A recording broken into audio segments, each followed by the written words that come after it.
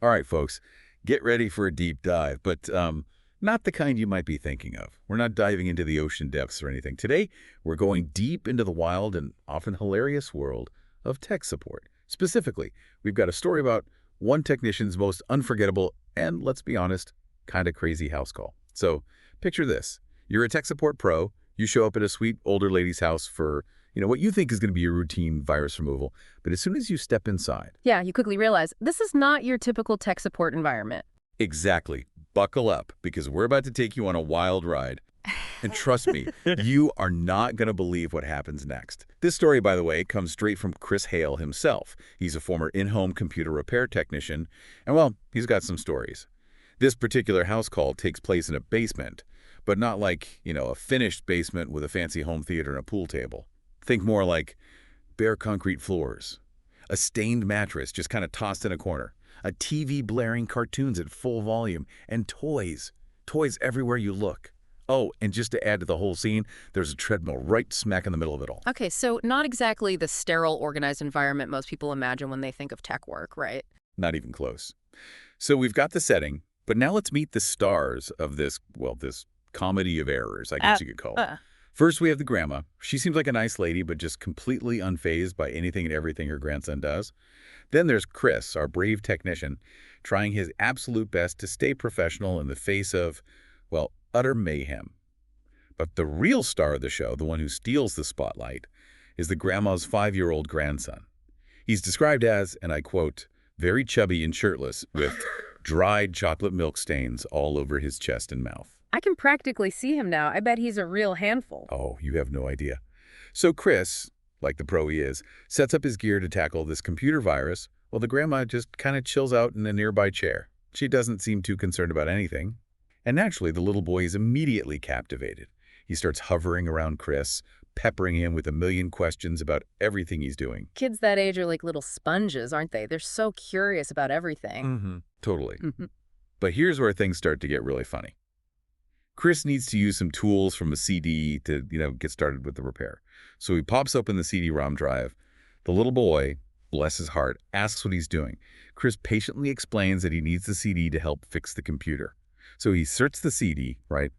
And in a flash, the boy slams his tiny hand down on the eject button, sending the CD flying back out. Oh man, I can just imagine that happening. It's like the boy has discovered his new favorite toy.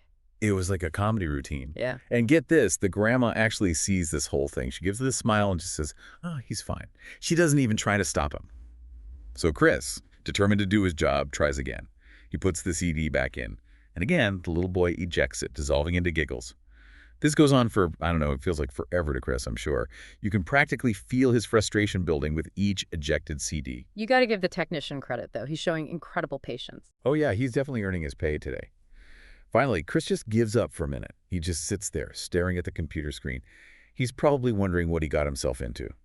Then, as luck would have it, the boy gets bored with his eject button game. He wanders off to dance in front of the blaring TV. Chris seizes the opportunity. He slams the CD into the drive and gets to work. For a moment, there's peace. But of course, this is a story about chaos, right? We're just getting started. Oh, I have a feeling things are about to get even more interesting. Oh yeah, you know it. So Chris is laser focused on his work, trying to make some progress with his computer, and suddenly he feels something weird in his ear. Yeah. He turns his head and what does he see? The little boy, this time armed with a long pointy stick, is trying to poke it in his ear, and he's giggling like it's the funniest thing in the world. Oh no, I would not be able to handle that. I know, right? It's hard enough to concentrate on fixing a computer without someone attacking your eardrums. But Chris, ever the professional, he gently swats the stick away. He tells the boy, as calmly as he can, that sticking things in people's ears is not okay.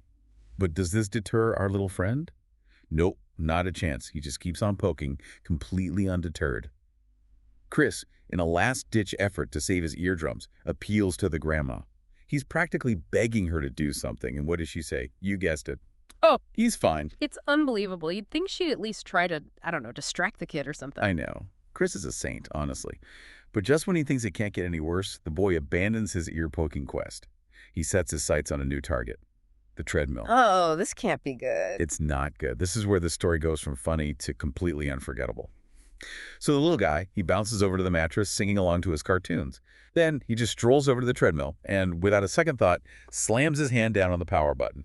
Full speed ahead.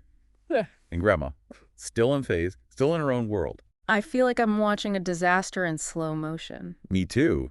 Oh. You just know something bad is about to happen. Mm-hmm. And then, in a move that can only be described as pure comedic gold, the boy leaps from the mattress. Straight onto the speeding treadmill. What happens next? He's launched like a little rocket directly into the wall. Oh my gosh, I can't even imagine. I'm telling you, it's a scene straight out of a cartoon. Yeah. This kid flying through the air, chocolate milk stains and all. And finally, Grandma reacts. She rushes over to check on her grandson, who's now a wailing, chocolate-covered mess. Chris, meanwhile, is just trying to keep it together. He's probably turning every shade of red, trying not to laugh. It must have been so hard to keep a straight face in that situation. I know, right? And here's the kicker. The grandma scoops up the boy and takes him upstairs. She leaves Chris alone in the basement. He's surrounded by the remnants of this chaos. Can you believe that? It's unbelievable. I don't know how he managed to get any work done at all. Seriously, this guy deserves a medal for his patience and professionalism. He really does. It's wild, right? Like, you prep for tech issues all the time in this job, but how do you even begin to prepare for a 5-year-old chocolate milk missile? I mean, seriously, talk about a workplace hazard. Yeah. You think tech support, you think like troubleshooting software, replacing a hard drive, not dodging flying kids, and impromptu ear exams with pointy objects. Exactly. It's like, where's the hazard pay for this kind of craziness? And the thing is, Chris handled it all like a champ. No yelling, no freaking out, didn't even threaten to, like, turn off the cartoons or anything. It's true. He was the picture of grace under pressure. Makes you wonder if, like, tech support just attracts a certain kind of person, you know? Yeah. People who could just roll with anything, no matter how bonkers it gets. Maybe there's something to that. I mean, it takes a special kind of person to not completely lose it when surrounded by, well, that. Totally. But let's rewind a bit and talk about the other characters in this whole saga. The grandma, for example. She's a bit of a mystery, isn't she? I mean, on the one hand, you could say she's being, well, incredibly negligent, right? Letting her grandson run wild like that. He could have really hurt himself. Yeah, I see your point. Yeah. It's definitely concerning how hands-off she was. Makes you wonder about, like, her awareness, you But know? then again, part of me kind of feels for her. Maybe she's just totally overwhelmed, you know, exhausted, or just doesn't know how to handle her grandson's energy. It's possible, and that's what makes the story so fascinating to me. It's not just about the, like, crazy laugh-out-loud moments, but also about the human side of it all, the Yeah. relationships, you know? Exactly. And speaking of fascinating humans, let's not forget the star of the show, the little 5-year-old tornado of chaos himself. It's clear he's a curious kid, full of energy, just exploring the world in his own way. And sure, his actions were, let's say, disruptive, maybe even a little dangerous, but you can't help but kind of be charmed by the little guy, you know? He's like a force of nature, totally uninhibited and driven by pure curiosity. And yeah, there's something almost endearing about how he just ignores all boundaries. Right, like a bull in a china shop. But the china shop is a basement full of electronics, and the bull has a chocolate milk mustache. Okay, that is a perfect visual, and it kind of reminds us that sometimes life throws these totally unexpected curveballs, these moments of pure chaos that just completely derail our plans. And it's how we react to those moments that matters, right? Yeah. Our ability to adapt, to find the humor in the situation, that's what helps us not just survive, but thrive, like Chris did. Absolutely. He didn't let the craziness get to him. He kept his cool, stayed professional, and even managed to find the funny side of it all. That's a good lesson for everyone, I think. Life can be chaotic and unpredictable, but if we can learn to embrace the unexpected, to find the lightheartedness in the middle of the mayhem. Maybe we can all navigate life's treadmills without ending up face first in the wall, right? Well said. But the story's not over yet. You know, I think it's important to, like, connect this back to everyone listening, you know? To think about what we can all learn from this whole crazy experience. So we've had a good laugh at Chris's expense, but Yeah. there's actually some real wisdom we can glean from this whole thing, right? What do you think, like, what are the key takeaways here? I'd say one of the biggest is the power of perspective, right? It would have been so easy for Chris to just completely lose it in that situation, to get totally overwhelmed by the chaos, the frustration, all of that. But he didn't, you know? He chose to see the humor in it all. He found a way to keep his cool, even amidst, well, utter mayhem. It's true, he totally did. He almost tapped into like some inner Zen master or something, even with a 5-year-old using his ear as a target for a pointy stick. Exactly. And that's such a valuable skill for all of us to cultivate, right? Because life is full of unexpected challenges, and sometimes those challenges come in the form of a chocolate milk-stained toddler with a weaponized twig. Couldn't have said it better myself. But seriously, that ability to just like step back and see the funny side of a situation, to find the humor when things are stressful, it's almost like a superpower. It really is. It helps us detach from the intensity of the moment, to find a little breathing room so we can respond thoughtfully instead of just reacting.